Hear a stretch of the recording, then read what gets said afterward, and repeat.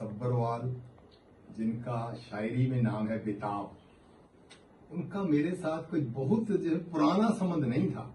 कुछ सालों से ही उनसे मुलाकात हुई और जिसे कहते हैं ना love in the first sight, वो वाला हिसाब हुआ हमारा।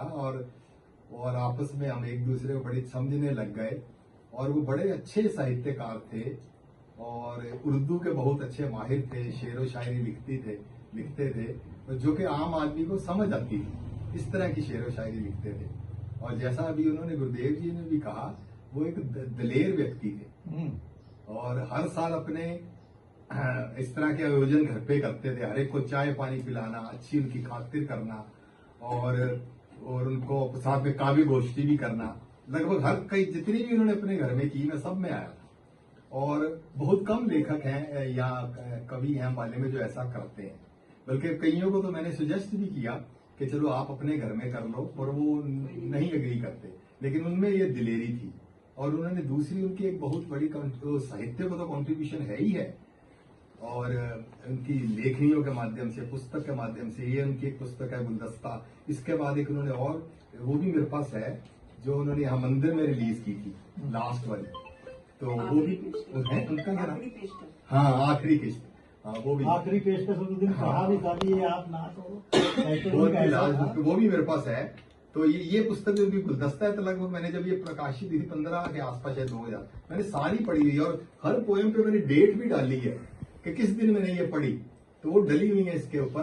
तो एक तो ये उनका योगदान है समाज को, साहित्य को, कि उन्होंने पुस्तकें प्रकाशित की, जिससे वो खुद तो अमर हुए ही, उनका जो है वो एक योगदान अम्बाले में रहेगा। दूसरा योगदान जो उनका एक बहुत बड़ा था, उन्होंने अम्बाला में वो स्थापित की, अम्बाला साहित्य मंच। और उसकी वो बैठकें किया करते थे, ऐसी काव्य गोष्ठियां, कभी कहीं। एक दो बार उन्हें कहीं और जगह भी की, और लोगों के घरों में। भोला जी यहाँ पे हैं, आर्या जी, एक वो सराफ नहीं है भोला, उनके यहाँ की एक बार, वो उसमें भी मैं गया था। सब तो वड्डी तो उन्होंने आर्या मंदिर जो है ना, हाँ,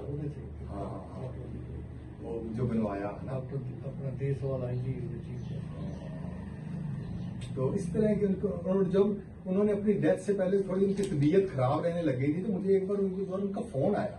उन्होंने मुझे कहा, जी हमने जब मैं बनाई सी बड़े चावा नाल अम्बाला साहित्य मंच में, मैं चाहता हूं कि मेरे मृत्यु के बाद ये जारी रहे। मल्होत्रा ने तुसी संभालो यदि बागडोर। मैं क्या, नहीं सब्बरवाल साहब, असी भी बजुर्ग हो रहे हैं, किसी यंग बंदे को दियो जिम्मेवारी, ताकि वो कई साल वो चलांदा रहे। तो ये भी यानी कि वो, मुझे उनकी इच्छा थी कि अम्बाला साहित्य मंच चलता रहे मेरे डेथ के बाद, जो मैंने ये पौधा अम्बाले में लगाया है। लेकिन मुझे अफसोस है कि हम वो चला नहीं पाए। हमारी, हम सब की नलायकी कहो कि उनकी मृत्यु के बाद वो अम्बाला साहित्य मंच की कोई बैठक नहीं हुई, वो कुछ नहीं हम कर पाए इसका। लेकिन आज यहाँ पर ये हुआ है, इससे मुझे उम्मीद जागी है कि वो फिर रिवाइव होगा। उनका जो ख्वाब था कि अम्बाला साहित्य मंच चलता रहे अम्बाले में, वो रिवाइव होगा आज से। और इसकी बैठकें साल में एक दो बार, ज्यादा नहीं तो एक दो बार ही होती रहे, ताकि उनको स्वर्ग में बैठकर ये तसल्ली हो कि जो मैंने पौधा लगाया था अम्बाले में वो बढ़ रहा है। तो यही मेरी इनको श्रद्धांजलि है कि वो जहाँ भी हैं, वो स्वर्ग में अपना स्थान है उनको मिला, वो ऊपर से हमारे पर अपना आशीर्वाद बनाए रखें, ताकि अम्बाले में साहित्यिक गतिविधियां चलती रहें। और जो उनके द्वारा बनाया हुआ अम्बाला साहित्य मंच है, वो भी पुनर्जीवित हो, ये मैं कामना करता हूँ। और उनकी पोयम, उनकी कविता जो है किताब में से ये छोटी सी कविता के लिए, जिसे कहते हैं उदाहरण है, या इसमें एक मैसेज है।